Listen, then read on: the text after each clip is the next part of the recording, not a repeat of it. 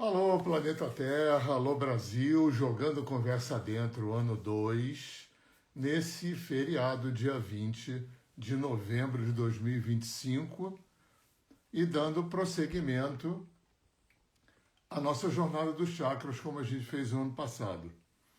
Hoje é a sexta quinta-feira, então é o sexto chakra, esse chakra aqui, que o pessoal chama de terceiro olho, né? Só dando uma revisada, passamos pelo primeiro chakra, elemento terra, o Muladhara, cuja emoção em desequilíbrio mais característica é o medo. Esse chakra está ligado às glândulas suprarrenais, que tem a ver com adrenalina, noradrenalina, né, cortisol, esses hormônios do estresse, da luta e fuga, né?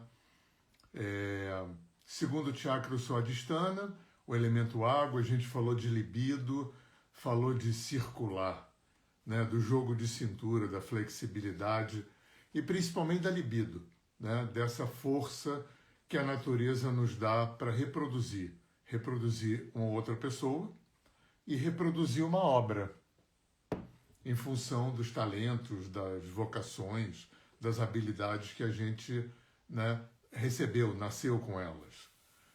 No terceiro chakra a gente tem o que eu chamei de interface entre o nível animal e o nível humano do homem, que é o Manipura, o elemento fogo, é a casa do ego, ainda em estado bruto, a casa das emoções, ainda em estado bruto, e esses três primeiros chakras compõem o tripé que é vivido por toda entidade viva, se alimentar, reproduzir e se defender. Por isso que os animais têm os três primeiros chakras mais evidentes, né, mais funcionantes, porque justamente eles estão mais vinculados a essas três tarefas, né, de se alimentar, reproduzir e se defender. No quarto chakra a gente tem o Anahata, o chakra cardíaco, e nesse chakra essas emoções em estado bruto do terceiro chakra se elaboram em afeto, sentimento, né? É o mundo do sentir, que vai desde o amor mais apegado até o amor incondicional. Pega todo esse espectro possível de ser experimentado por um humano em relação a esse mundo do sentir. Né? Esse chakra fala de pulmões e coração, fala de dar e receber, tem a ver com braços e com mãos, né? Essa dinâmica do dar e receber, a gente falou bastante disso. No quinto chakra, que foi semana passada, o Vishuddha, ele vai fazer uma interface entre sentir e pensar.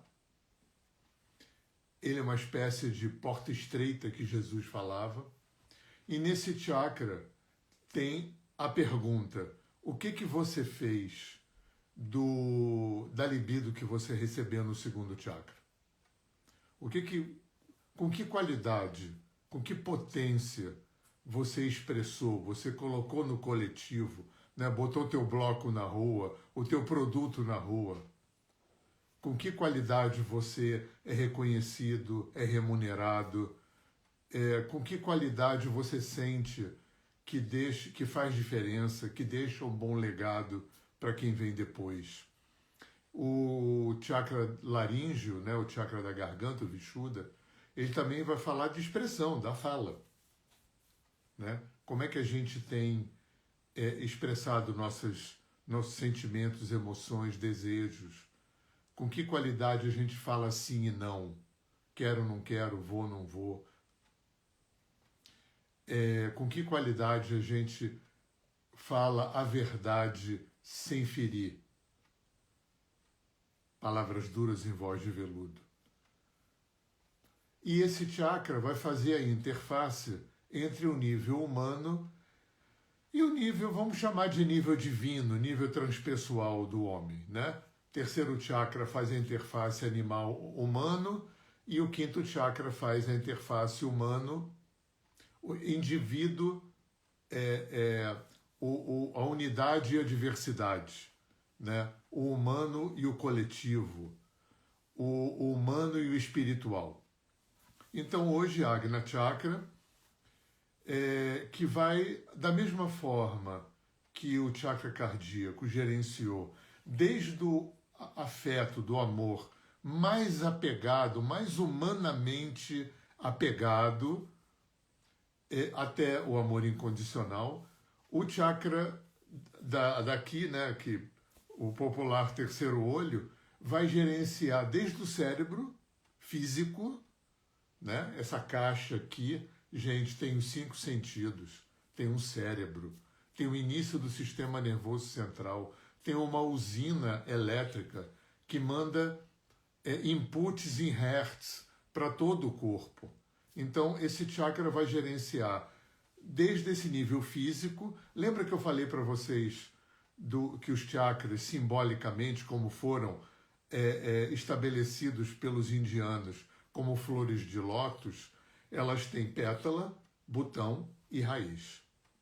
Então, todo chakra vai ter um gerenciamento mais da matéria, do externo, do denso, né, do humano, um aspecto mais interno do sentir, do pensar, da memória, do consciente e inconsciente, né, da vida interior, e a raiz do chakra que está enraizada na unidade, em quem a gente realmente é, né, nesse centro, nessa semente, que a gente pode chamar de espírito, alma, do né, do Deus interno, da presença eu sou, divina, né, como você quiser chamar. E esse chakra, o Ajna Chakra, no nível das pétalas, ele vai gerenciar o cérebro físico, neurônios, né, tem glândulas, hipófise, pineal, e vai gerenciar também a mente mais racional, essa mente pensante, né, que flui como uma catarata aqui na nossa cabeça. O nível mais interno vai gerenciar a memória, subconsciente, inconsciente, numa dimensão desse nível interno mais sutil, vai gerenciar as funções transpessoais, mediunidade, canalização, a nossa conexão com a diversidade universal. E no nível mais interno, vai lidar com a não-mente, que é essa mente universal, né, com essa unidade que a meditação, por exemplo, pretende alcançar, pretende facilitar o processo da gente se reapropriar da consciência de quem a gente é. Então, realmente tem um gradiente imenso, né, que esse chakra vai gerenciar. Eu queria relembrar aqui uma coisa importante para quem está chegando. Bom, para quem está chegando, todos os outros chakras estão gravados aqui, estão no meu canal de vídeos no YouTube e estão como podcast no meu canal de podcast no Spotify e na Apple, tá?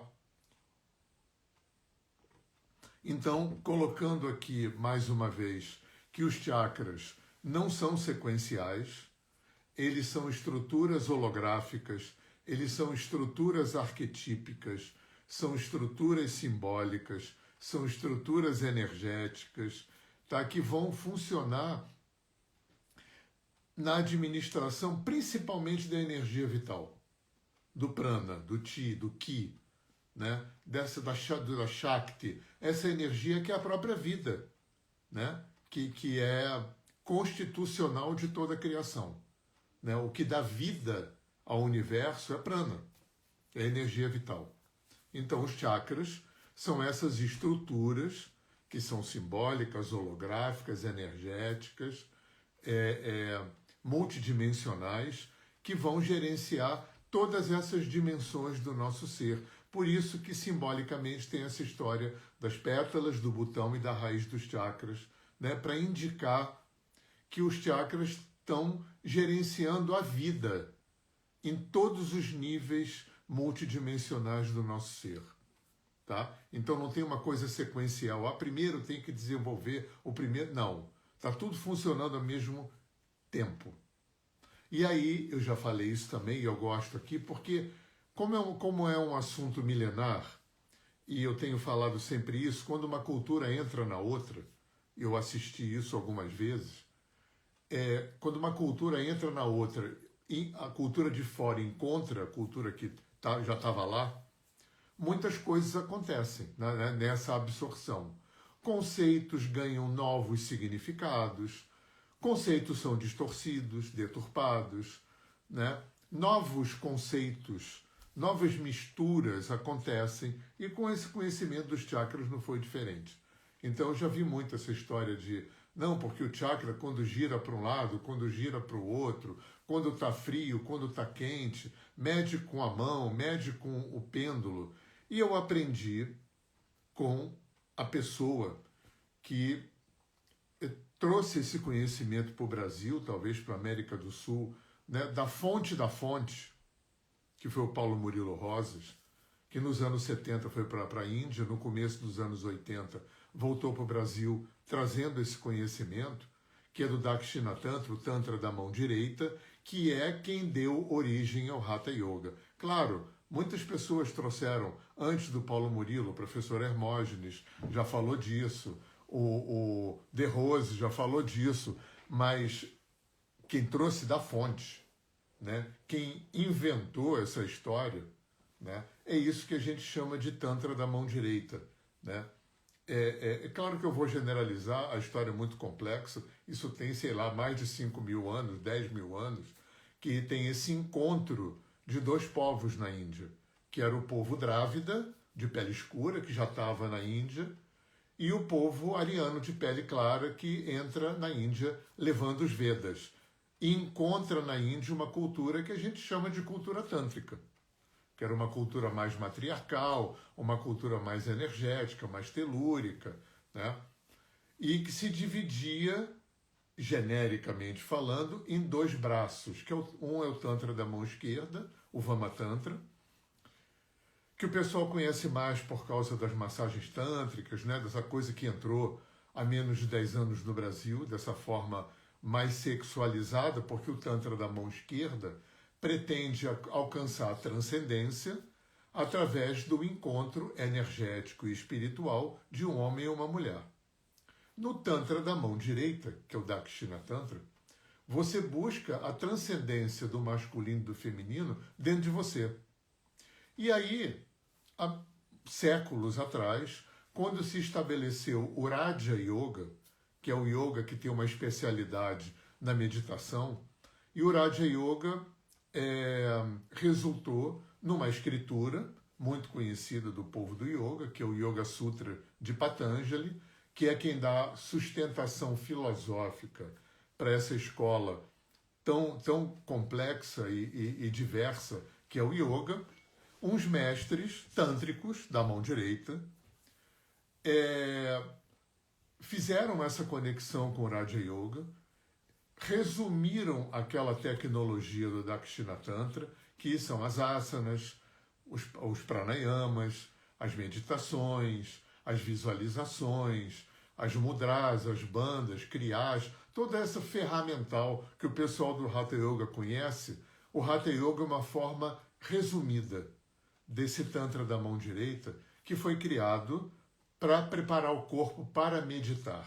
Então, o Hatha Yoga é um braço resumido do Tantra da mão direita, que tem a finalidade, e isso tem várias escrituras que trazem isso literalmente, né, que o Hatha Yoga, a função principal, o foco, é preparar o corpo para meditar. Então, muita gente já tinha trazido antes do Paulo esse conhecimento. Quando esse conhecimento vem com o Paulo, que ele vem inteiro, né, no corpo de conhecimento do Dakshinatanta, vem muitos detalhes sobre os chakras que você não encontra muito na literatura, como essa história das pétalas, botão e raiz. Né? Isso é uma coisa que eu só vi com Paulo. Outra coisa que ele trazia que era muito interessante, Para essa coisa de se estar energizado, desenergizado, se roda para um lado, roda para o outro, o Paulo colocava a coisa da seguinte forma. Imagina que você tem 7 caixas d'água. Gente, tem 72 mil chakras. A gente está brincando aqui só com os 7 principais, tá? Então tem 7 caixas d'água, totalmente interligadas por tubulações, funcionando num sistema de vaso comunicante. É como se essas caixas d'água, originalmente, fossem todas instaladas ali, todas as 7 com água exatamente pela metade. O equilíbrio perfeito. Só que equilíbrio é dinâmica, não tem nada parado no universo. Então equilíbrio é uma dinâmica. Desequilíbrio, equilibra, desequilíbrio, equilibra. Todo o universo, do mundo subatômico, as grandes galáxias, toda a criação que é dual, né? Isso é importante, yin e yang, né? A gente vive uma realidade de relatividade, então está tudo numa dinâmica de autorregulação constante. Desregula, regula, desregula, regula.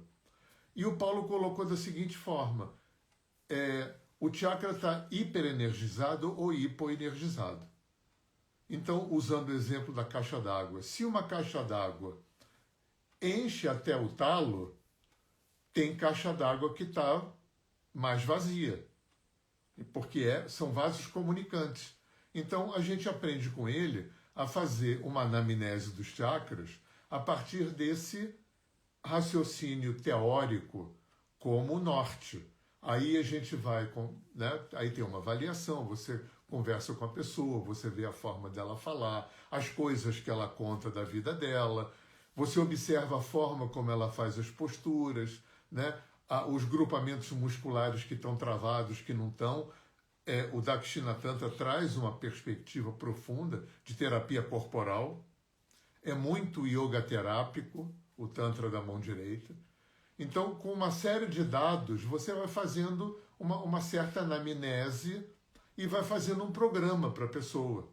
Um programa de posturas, de respirações, de meditações específicas para ela.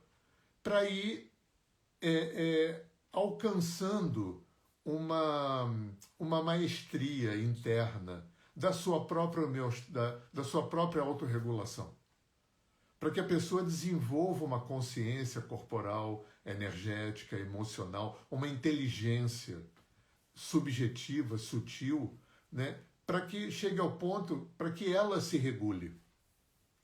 Porque ela começa a se apropriar de ferramentas para se regular e de um entendimento do que está acontecendo. Porque cada chakra vai gerenciar energeticamente partes do nosso corpo, funções fisiológicas, funções emocionais, funções psicológicas, todas ao mesmo tempo, todas interdependentes, interligadas, num sistema de vaso comunicante.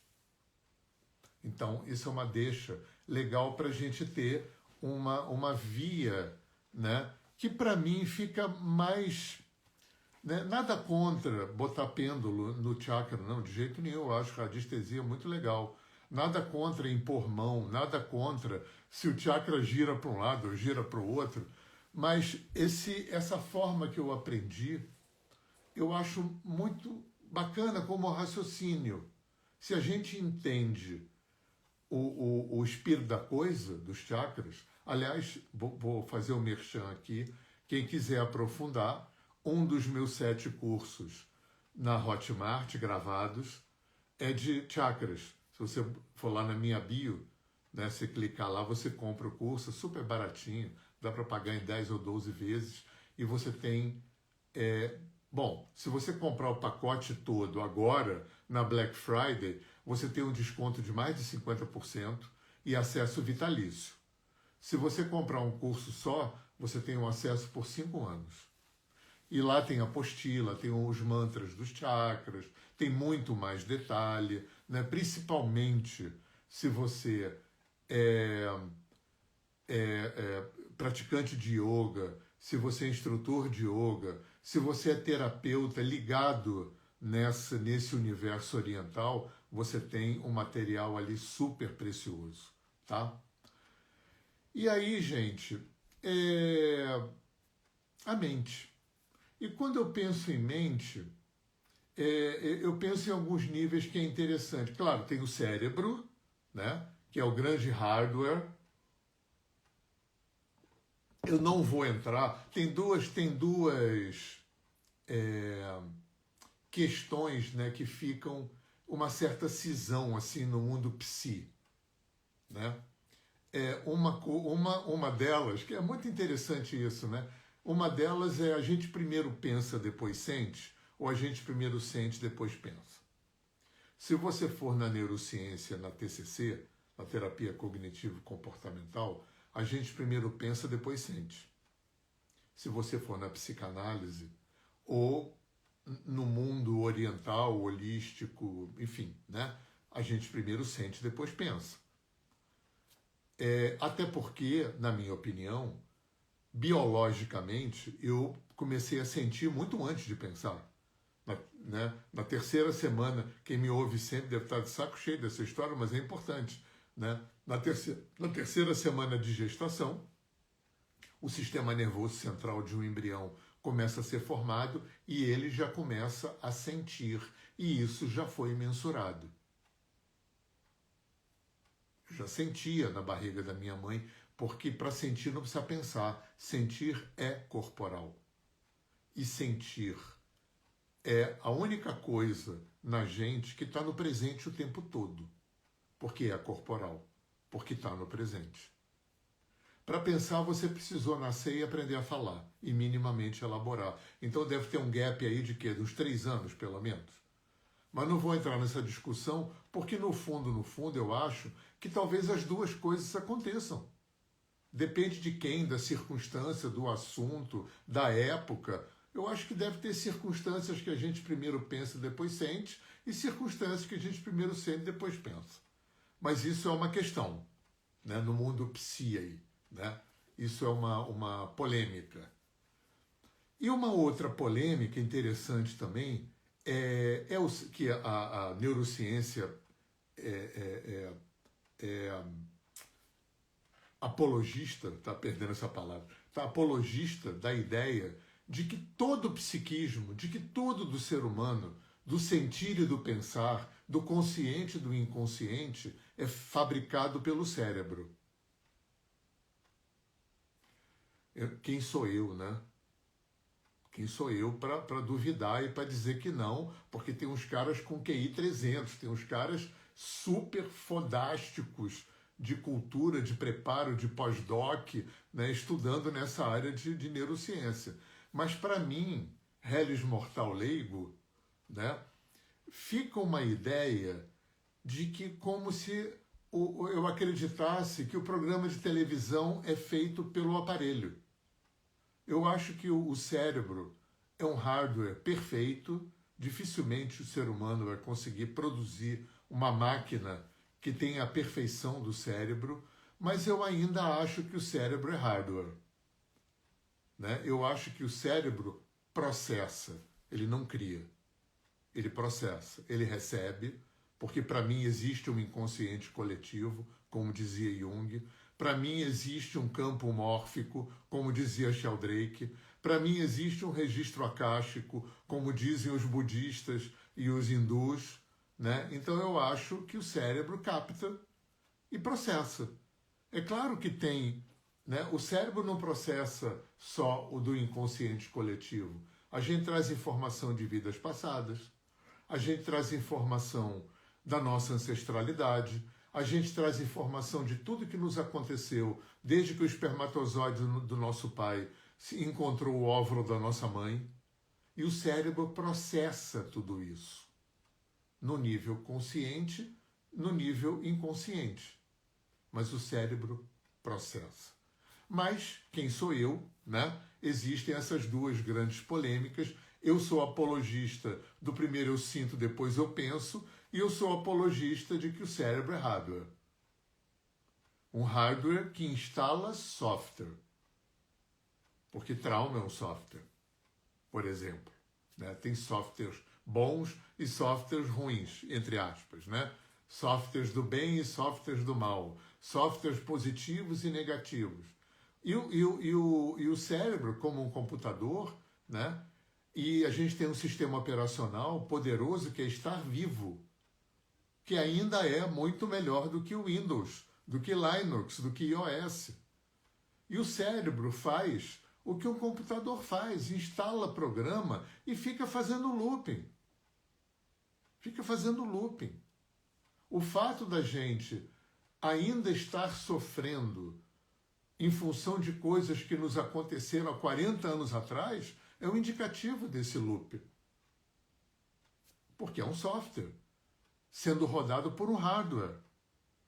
Claro, é um mega hardware, né? A neurociência já sabe que o cérebro funciona holograficamente, não analogicamente, ele é digital, não é analógico, né? A neurociência tem avançado muito em muita coisa. Essa percepção, por exemplo, interessantíssima, de que o cérebro não distingue passado de presente. Ele opera tudo que está na pendência, tudo que não foi resolvido, curado, integrado, equilibrado, harmonizado, aprendido, entendido. O cérebro opera como se tivesse acontecido agora, né? E tem outra coisa do cérebro também que é muito legal.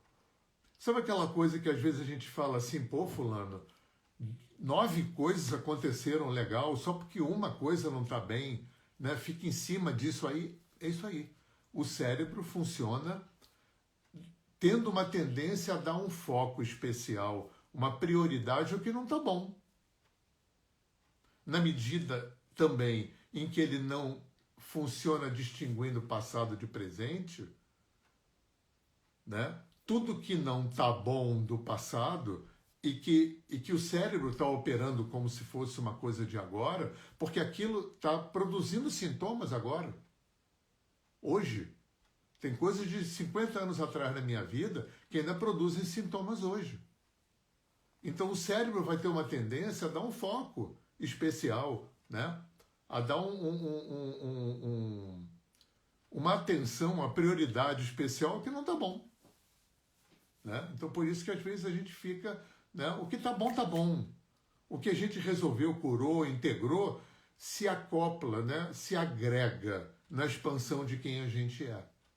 E o que a gente não conseguiu, ou não pôde, ou não quis resolver, curar, harmonizar, integrar, aprender, tá funcionando na gente como sofrimento. Né? Sofrimento já é uma coisa genial. É uma pena que a nossa cultura greco-romana, cristã, judaica, branca, capitalista ocidental, né, que funciona muito dentro dessa premissa da culpa e do pecado, não tenha entendido que o sofrimento é uma das formas que o sistema tem, que o campo tem, de informar para a gente que tem pendência. Porque quem quer que seja o Criador, nos fez, não importa como, com um nível de vida inconsciente absurdamente, bizarramente grande. A imensa maior parte da gente está vivendo aqui agora e a gente não participa. Isso é uma loucura. Isso é uma insanidade total do Criador. Mas não é insanidade porque Deus, quem quer que ele seja, não é burro nem é mau. É a gente que não entende a complexidade absurdamente grande. Eu não sei se vocês têm curiosidade com o mundo micro e com o mundo macro, mas eu acompanho umas páginas de física quântica, desse assunto que fala do micro, e acompanho umas páginas de astrofísica para leigo, que fala do macro. E, gente, recentemente, acho que o James Webb detectou uma teia de galáxias. A gente está numa galáxia que é pequena e que tem bilhões de estrelas. Uma galáxia pequena. Tem uma teia de galáxias que fica muito além da onde Judas perdeu as botas. E essa teia de galáxia, ela tem de comprimento, de tamanho, alguns bilhões de anos-luz. Gente, não dá nem para imaginar. Não cabe os zeros em lugar nenhum. Não cabe. É de uma complexidade. Então, Eu acho que a gente tem que baixar muito essa nossa arrogância intelectual, a nossa bola racionalista, porque a gente não sabe nada, gente. A gente não sabe nada. Eu me lembro uma história que eu repito sempre aqui, quando nos anos 80, vendo um indiano dar uma palestra, ele bate na parede e fala, para vocês isso é objeto inanimado, né? Todo mundo falou, a gente aprende na escola, mesa, cadeira, objetos inanimados. Ele falou, bota no microscópio eletrônico. Vê a dança de vida que tem ali. Tá tudo em movimento. Tá tudo em movimento. Não é uma maluquice? A gente olhar em volta e ver esse monte de objetos inanimados e eles estão todos em movimento? Porque os átomos estão todos em movimento? Porque pela própria lei da impermanência, né, que os orientais conhecem tão bem, os povos originários conhecem tão bem, né, talvez a característica mais constitucional do universo é ser impermanente. Compartilhar essas páginas. No Instagram, né, é só você sair procurando, porque quando você lê uma, começa a cair na tua timeline outras. Então bota lá astrofísica, astronomia, física quântica, coisas desse gênero, que vão aparecer essas páginas, porque são muitas, gente. Eu nem sei quais são, porque vai passando na minha timeline, eu vou lendo. Não são sites que eu vou, são páginas que abrem, né, no meu Facebook e no meu Instagram. E você acha facilzinho, é só você botar no browser ali que vai. Então, gente, muito assunto, né? Esse chakra, como ele abrange esse ambiente todo, tanto cerebral quanto da mente. Fala de mente, é um negócio imenso, imenso, que vai desde essa nossa mente aqui, né? Essa Itaipu, que fica desaguando aqui, desaguando, essa mente que é o produto final, é onde sai pelo cano aquela água que vem lá dos primórdios. Né? O pensamento vai sendo construído,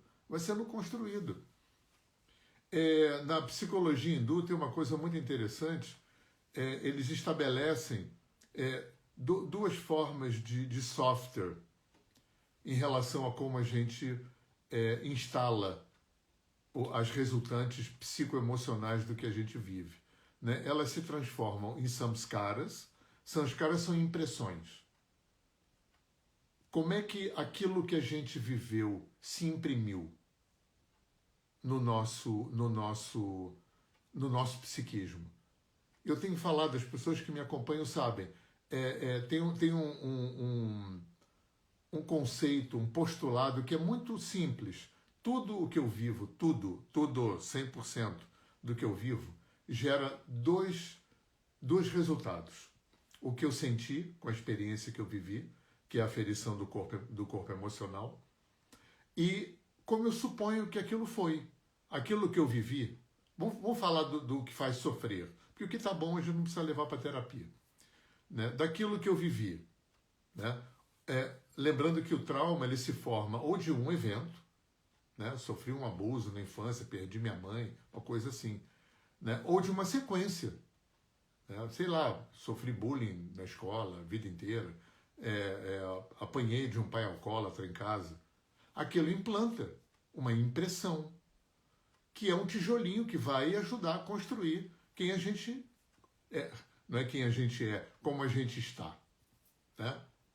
E aquilo chama samskara, uma impressão. Esse samskara, essa impressão psicoemocional, essa resultante daquilo que a gente viveu e que ou não soube, ou não pôde, ou não quis curar, resolver, integrar, que fica morando como sofrimento na gente, é uma impressão que gera duas coisas. Gera vasanas. Vasanas são tendências, né? Personalidade, caráter, hábitos, e vritis, movimento da mente, pensamento. Então, esse chakra vai gerenciar cérebro, hardware, e vai gerenciar software.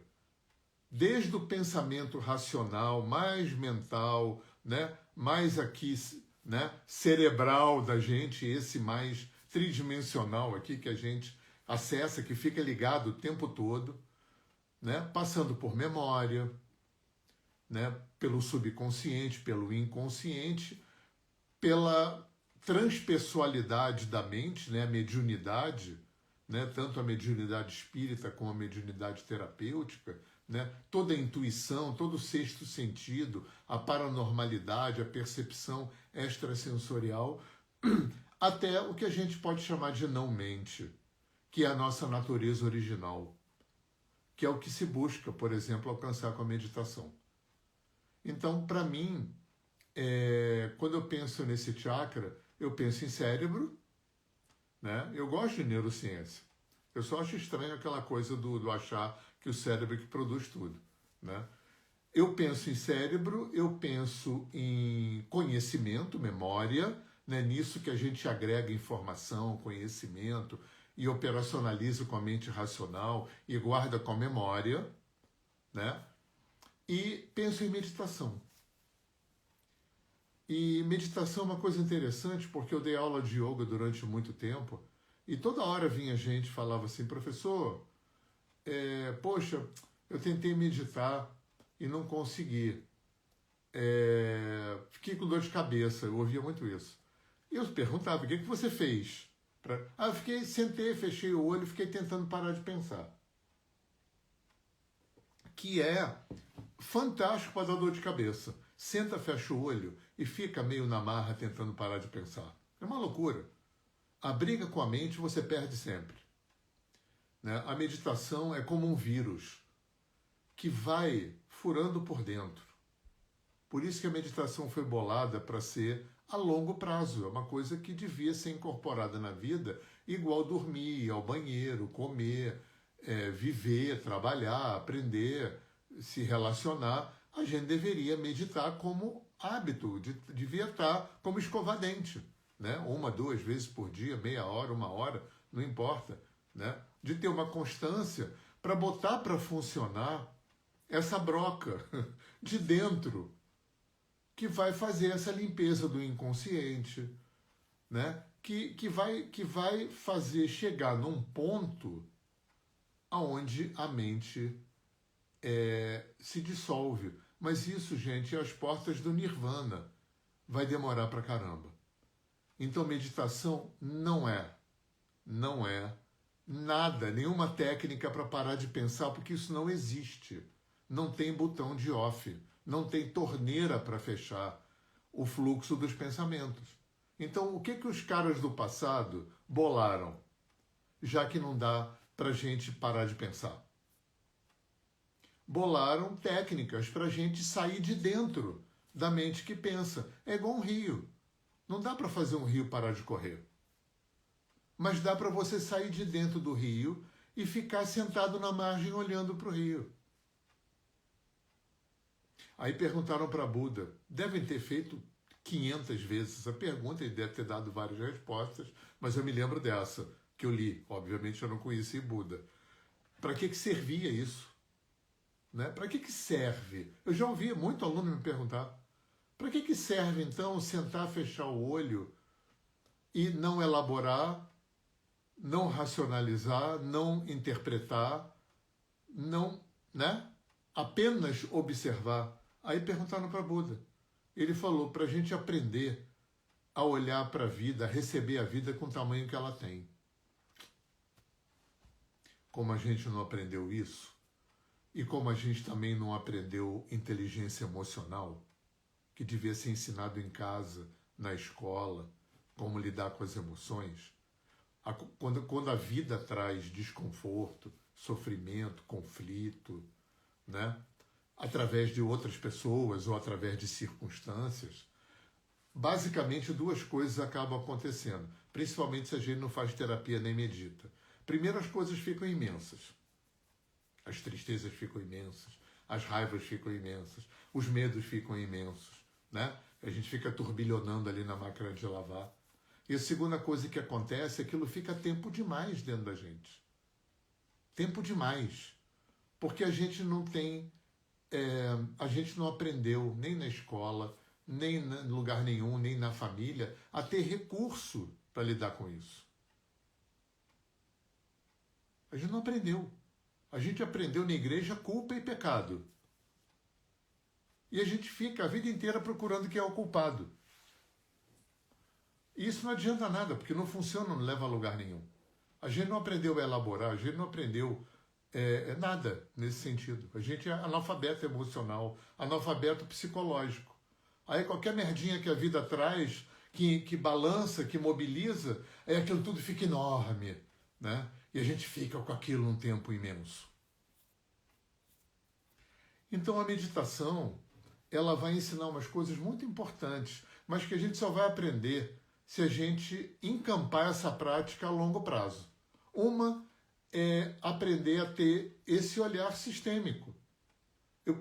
Tem um tipo de cognição no complexo da mente que a psicologia ocidental não conhece, só a psicologia transpessoal que conhece, que é uma parte da mente que pode desenvolver a habilidade de observar sem julgar, sem racionalizar, sem interpretar, né? Que aprende a se distanciar e olhar de fora o macro. Por isso que os xamãs, né, os pueblos no México falam muito isso, que o xamã tem que ter uma visão dupla. Tem que ter uma parte da gente que está totalmente dentro da vida e tem que ter uma parte da gente que tem a habilidade de olhar de fora para a gente entender o mapa da história. Isso o índio chama de visão da águia. Isso o hindu chama de mente testemunha.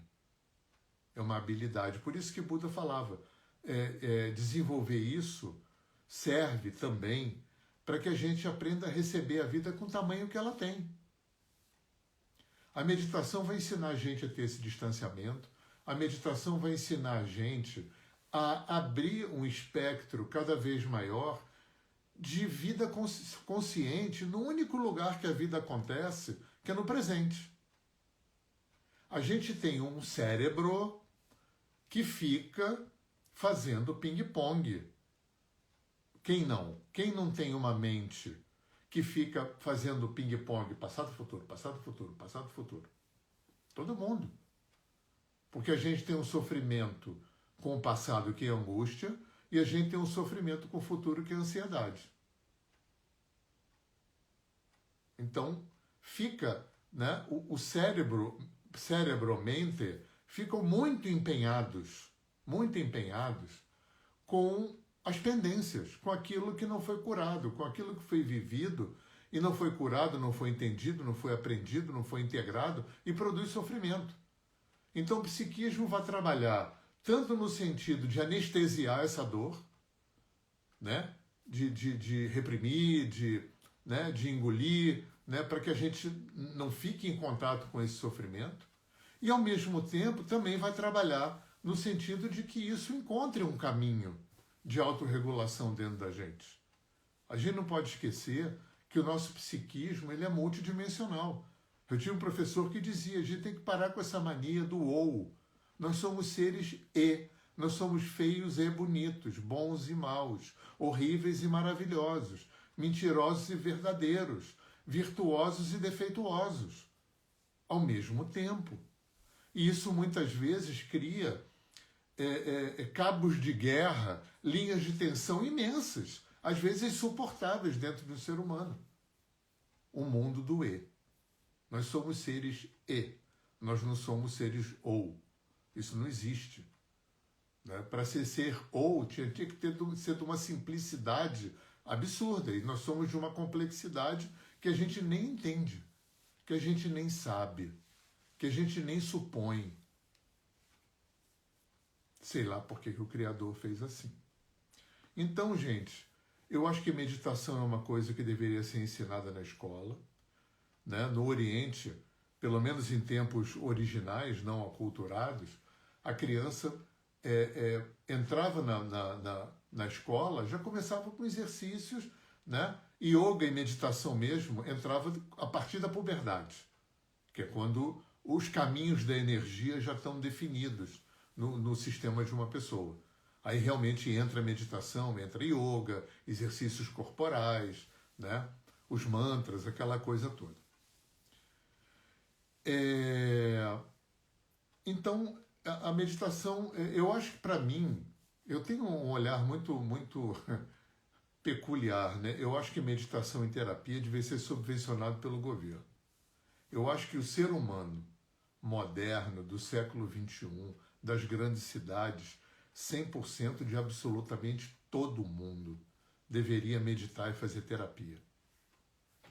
Né? Outro dia me perguntaram, eu estava numa live com uns amigos da minha idade, gente terapeuta, né, dessa área assim, e alguém me perguntou, eu acho que eu era o mais velho, se eu já tinha conhecido alguém na vida que eu pudesse dizer assim, caramba, essa pessoa está bem resolvida. É claro que a minha mensuração é minúscula, né? Eu conheci, como todo mundo, a gente só pode conhecer um número muito pequeno de gente, mesmo eu, que trabalho há 30 anos como terapeuta, dando curso e tudo, ainda que eu tenha lidado com uns poucos milhares de pessoas, né? É uma aferição bastante pequena, bastante minúscula. Mas, do que eu me lembro, nunca conheci ninguém que eu pudesse dizer... É claro que ninguém pode dizer isso de ninguém, né? Porque a gente não conhece o interior do outro. Mas pelo exterior, né, eu não me lembro de ninguém que eu pudesse dizer, caramba, essa pessoa é bem resolvida. Conheci um indiano, nos anos 80, um indiano, que não fundou instituição nenhuma, que ninguém desenrolava tapete vermelho com pétala de rosa, que não aceitava discípulo, que usava 2 panos enrolados no corpo, era descalço. Descalço ele já teve 50 graus na Turquia e a 40 abaixo de zero em Moscou. Ele faleceu em 84. Deu 3 voltas ao mundo sem dinheiro. Se levavam, ele ia. Se não levavam, não ia. Se davam comida, ele comia. Se não davam, não comia. E o que ele fazia era distribuir o conhecimento dele. Talvez seja a única pessoa que eu possa dizer na minha vida, pô, essa pessoa é bem resolvida, seja lá o que isso for. Né? Tem umas coisas com terapia muito importantes que eu aprendi e que fizeram, já que a gente está falando desse chakra, né, que tem a ver com a mente, com o psiquismo, e foi muito forte aprender isso, né? Já depois dos 60. Nem tudo eu vou curar, nem tudo eu vou resolver, nem tudo eu vou entender, nem tudo eu vou saber. Estou falando de mim, de mim. Nem tudo eu vou curar. Tem dores que vão ficar para sempre. Para sempre. Esse indiano, Paulo, se chamava Swami Tilak. Tilak. Se você botar no Google, vai encontrar alguma coisa, mas ele não foi famoso, né? Não foi guru da moda. Ele foi muito fora da caixinha. Mas se chamava Swami Tilak. Tilak.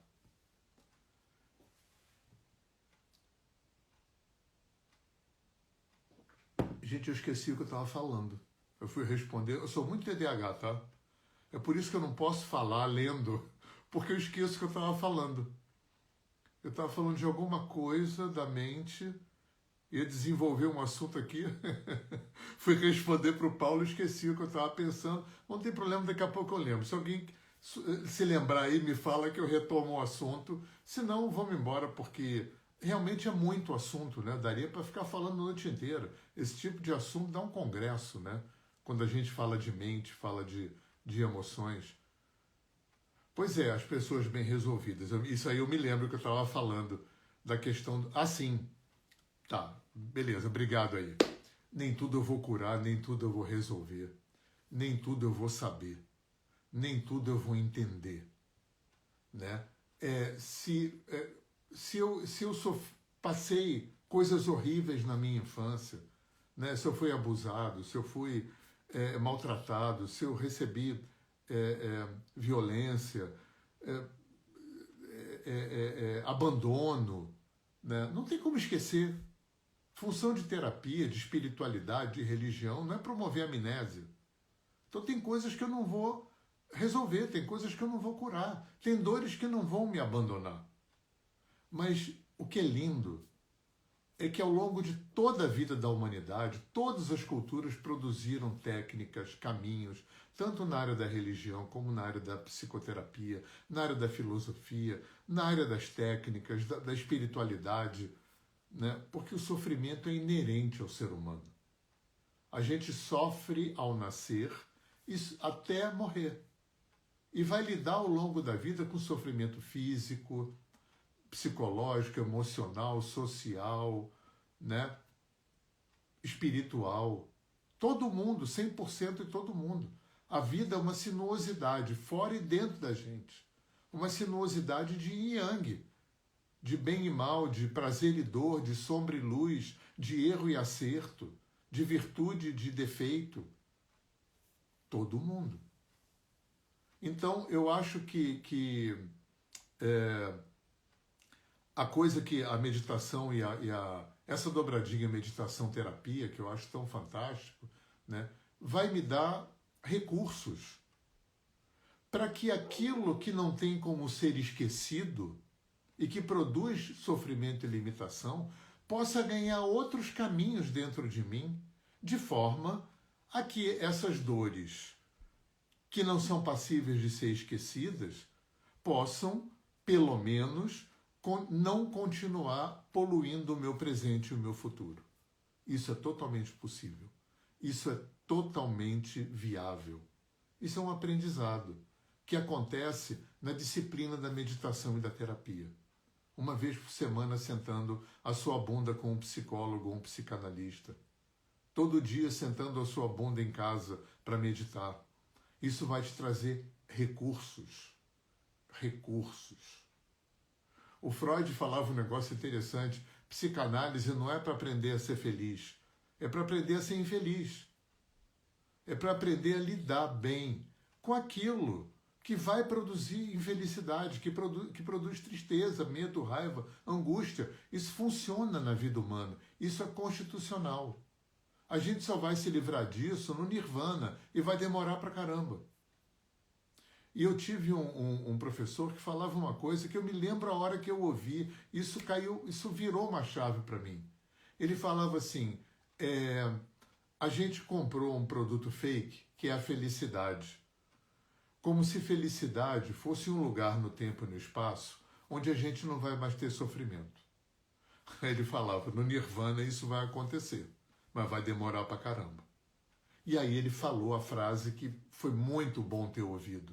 Ele falou, para o nosso nível evolutivo, para o tipo de ser humano que está nesse planeta, talvez a felicidade seja um estado que a gente conquista com trabalho interno, onde cada vez eu vou cair menos, cada vez eu vou desequilibrar menos, cada vez eu vou afundar menos, e cada vez que eu desequilibrar e que eu cair, eu vou voltar cada vez mais rápido para o meu eixo, para o meu centro.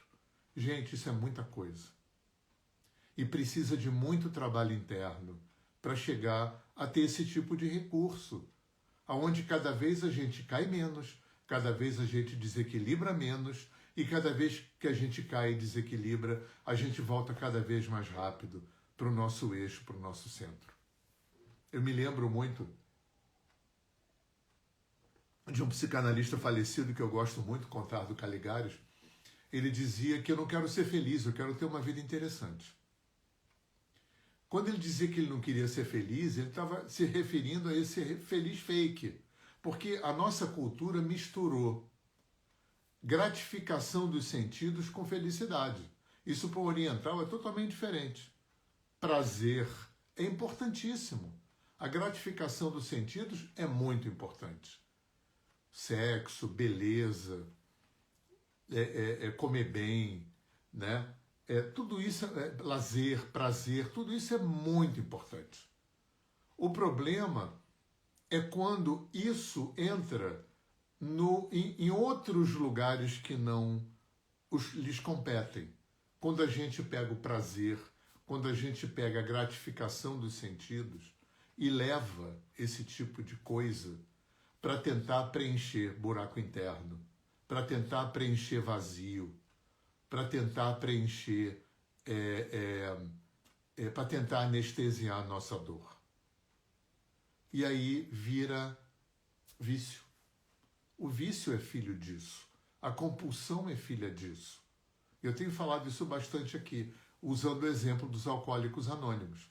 Né? O método Minnesota foi criado por 2 ex-alcoólicos, começou com álcool, né? Os 12 passos, o só por hoje, o evite o primeiro gole, depois veio o NA com narcóticos anônimos.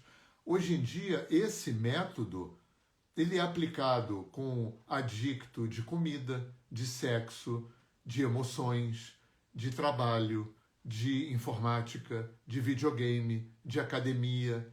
Gente, tudo saudável. Tudo isso que eu falei é saudável. E tudo isso vira vício. Tudo isso vira compulsão, a ponto de ter que ir para uma AA para tratar. Por quê?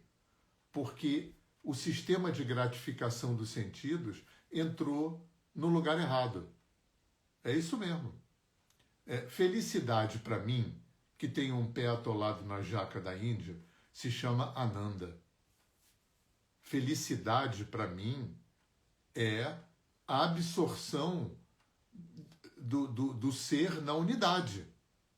Né? Os hindus têm uma forma de qualificar a existência muito interessante, Deus, a espiritualidade, que é Satitananda. Eternidade, consciência e bem-aventurança. São as características de Deus, da unidade, né? Do nirvana, do samadhi, né? Desse estado onde você se reapropria da tua natureza original. Prazer não tem nada a ver com felicidade. Prazer tem a ver com bem-estar. E prazer não tem a ver com felicidade, porque no sentido oriental de felicidade, só é real o que não é impermanente. E prazer é impermanente. Lazer é impermanente. Desfrutar dos sentidos é impermanente. Não está errado, não é ruim. Fica ruim se entrar naquele outro lado, né? De você usar o prazer para tentar resolver a sua dor, aí a merda está feita, né? Agora, se o prazer ficar no lugar dele, é importantíssimo. Prazer é fundamental, inclusive, no equilíbrio hormonal, no equilíbrio neurológico, né? Uma boa atividade sexual, uma atividade onde você tem um olhar para a beleza, para a arte, para a criatividade, né? Isso tudo é fundamental para o corpo, para a mente, para as emoções, para o espírito, para tudo.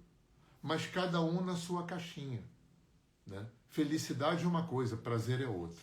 É nesse sentido que o Caligares falava que ele não queria ser feliz, ele queria ter uma vida interessante. Porque essa felicidade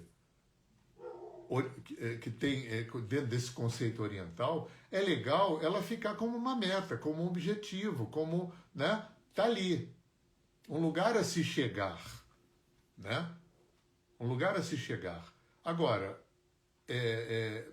raramente a gente experimenta esse estado de unidade. Raramente a gente experimenta esse estado de absorção na unidade. Essa experiência é muito rara. Isso chama Satori, Samadhi, né? Que vai levar a um estado que chama moksha, que é a liberação, né? Que é quando não tem mais o inconsciente funcionando, te prendendo. É quando você é livre das amarras da dualidade. Mas é como o meu amigo falou, baixa a bola, porque para o nosso nível de humanidade aqui, talvez felicidade possível seja esse estado que a gente conquista com o trabalho interno, onde cada vez a gente desequilibra menos, cada vez a gente cai menos e quando cai e desequilibra, volta cada vez mais rápido. E só isso já é muita coisa. Então, eu acho importante eu fiquei 1 ano com essa frase do Contardo na cabeça. Eu quero ter uma vida interessante. E para mim, vida interessante passa muito por essa habilidade que terapia dá da gente reelaborar, né? Freud falava de repetir, relembrar, repetir, elaborar, né? Quando a gente em terapia repete, relembra, repete e reelabora, a gente descola. Lembra que eu falei lá atrás que 100% de tudo o que a gente vive gera dois resultados? Tudo. O que eu senti com a experiência e como eu suponho que ela aconteceu. Qual foi o entendimento que eu tive? São duas aferições, uma retroalimenta a outra. Então, o que é legal é que se você vai pela via da psicologia e da psicanálise, que são terapias que trabalham com a linguagem, né? Porque a gente pensa falando, né? E o Freud, o Lacan, o Jung não eram xamãs, não eram yogis, eram ocidentais europeus do século XIX para o século XX. Né? Então, eles tinham, para lidar com esse universo infinito do nosso interior, eles tinham verbal, uma mente racional, né? E um corpo que sente. Não tinha sexto sentido, não tem intuitivo, não tem mediunidade, não tem transpessoalidade. Tem um ser humano material, né? Que pensa, falando, que fala e que sente. E com esse material que Freud começou essa jornada na nossa cultura, né? Abrindo esses portais imensos. Então, quando a gente faz terapia com psicólogo, psicanalista, a gente, como está indo pela via da linguagem, a gente vai em direção à aferição do corpo mental. A gente vai repetir, relembrar, repetir, elaborar o quê? O entendimento que a gente teve daquela experiência. A narrativa que a gente construiu do que a gente entendeu, do que aquilo foi e que provoca sofrimento. E que aconteceu num passado que a gente não deu conta. Então, quando a gente faz esse exercício de reelaboração, é como se a gente descolasse do passado aquele entendimento e atualizasse. E quando isso acontece, isso afeta o sentir da experiência. E, como em geral, muitos sentires que vêm do passado são sentires que vão ficar sendo sentidos a vida toda, né? Eles vão ganhando uma outra força. Eles vão perdendo a força dentro da gente. Eles vão perdendo a influência sobre o presente e sobre o futuro. Nas terapias holísticas, transpessoais, sistêmicas, em geral pela via da percepção extrasensorial, da sensitividade, da intuição, da mediunidade, a gente acessa esse material no sentir. Vai ser um processo oposto ao processo das psicoterapias que trabalham com verbal. Você vai trabalhar por uma via transpessoal, sistêmica, você vai atingir o núcleo emocional. E quando você trabalha no núcleo emocional, acontece. O grande lance é romper esse looping. É para que uma aferição não fique retroalimentando a outra. Então, quando eu corto esse looping, de alguma forma, ou reelaborando aqui, através do verbal, ou ressignificando, vamos chamar assim, esse núcleo emocional pela via do transpessoal, quando você faz isso, você afeta, você atualiza a aferição mental que você teve daquela experiência. É muito legal essa perspectiva. E quando você medita fazendo um desses dois processos, eu acho que os três processos juntos batem um bolão. Porque eu não acho que terapia holística veio para substituir terapia formal. Eu acho que terapia não é vertical. Não vem uma coisa substituir a outra. É horizontal. Né? O leque vai aumentando para poder atender melhor a diversidade. Para poder ter mais recursos para atender a diversidade humana. E a vida vai ficando interessante, porque eu acho que na medida em que você deixa de ser refém da forma como você sentiu e entendeu aquilo que te aconteceu lá atrás, a vida vai ficando muito interessante. Porque você vai abrindo um espaço interno para se reapropriar de potências mais verdadeiras, mais atuais de você. Porque muitas vezes essas dores, esses traumas, esses sistemas de crença, padrões de comportamento, vão criando os panos, vão criando os muros, que vão separando a gente da gente. E a gente vai se subutilizando, e a gente vai se subdimensionando, e a gente vai tendo que lidar com formas de anestesiar, de reprimir, de não sentir tanto aquela dor, e a gente acaba entrando nos embrólios, porque a gente não nasceu numa cultura que se importou muito em entender isso. Né? A nossa cultura se importa em entender isso há muito pouco tempo, a partir de Freud. Claro, tem os gregos, beleza, tem os gregos, filosofia, aquilo foi maravilhoso, abriu um portal gigante, mas tem um gap muito grande, né? Entre Grécia e Freud. E não muita coisa aconteceu ali, né? Aconteceu muita filosofia, mas técnica para entrar no psiquismo, técnica para trabalhar o sofrimento, né? Técnica para entrar dentro desse mundo do sentir, que é onde filosofia não entra. Né? Filosofia é muito importante, tá, gente?